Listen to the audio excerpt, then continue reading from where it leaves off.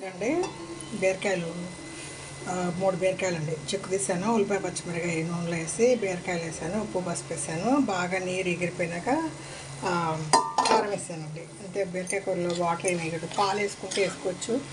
పాలు వేసుకుంటే కొంచెం తీపి వస్తుందని నేను చేయను. ఇదండి బీరకాయ ఎగురు.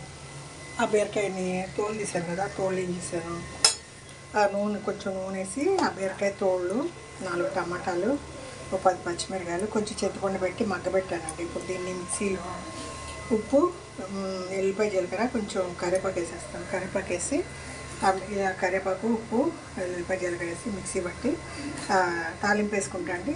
అన్నంలో తినచ్చు. నైట్ దోశ, ఇడ్లీ, దోశ నైట్ ఆదరగా ఉంటుందండి. అన్నానికి ఆదరగా ఉంటుంది. పచ్చళ్ళలో ఫైబర్ ఎక్కువ ఉంటుంది.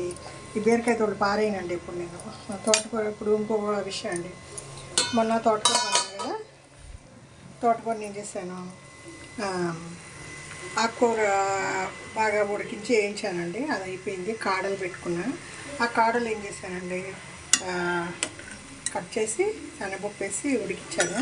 ఆ ఉడికించేటప్పుడే కొంచెం ఇదండి స్వీట్ కార్న్, స్వీట్ పొటాటో అది ఉంటే అది ఒక గిన్నెలో పెట్టి మొత్తం ఉడికించి పెట్టుకున్నా. ఒక ఉల్లిపాయ, 2 పచ్చిమిరకాయలు నూనెలో వేయించి ఉడికించిన కాయలు, ఇదండి శనగపప్పు, కాడలు ఇవి కూడా వేసాను. ఉప్పు పసుపు వేసాను, కారం వేసాను. ఇంకా దీంట్లో కొంచెం పొడి మసాలా ఉంటుందండి నా దగ్గర, అది కొంచెం వేసుకుంటా. చిన్న అల్లం వెల్లిపాయ పేస్ట్ ఒక 1/2 స్పూన్ ఉంటే వేసాను. ఇది కొంచెం దగ్గర పడ్డాక పొడి మసాలా వేస్తే చూసారా, ఆకుకూర కట్టుతో 2 కూరలు నేను బీరకాయతో ఒక పచ్చడి, ఒక ఇగురు. ఇదండి ఉన్నంతలో కూరగాయల్లో మీరు ఆ చెక్కు తీసి పారేయచ్చు. ఈ కాడలు ఇష్టం లేదని పారేయచ్చండి. ఫైబర్ ఉంటుందండి. మనం తినే దాంట్లో ఫైబర్ ఎక్కువ ఉండాలి. షుగర్ పేషెంట్కి మంచిది. అలాగే దీన్ని రుచిగా వండుకుందంటే ఫైబర్ ఉంటుందండి. మనం కొద్దిగా వండుకున్నట్టు ఉంటుంది. ఇదిగోండి పచ్చడి కూడా మనకి ఇవాళ నైట్కి, రేపు కూడా పనికి వస్తుంది, నిల్వ ఉంటుందండి.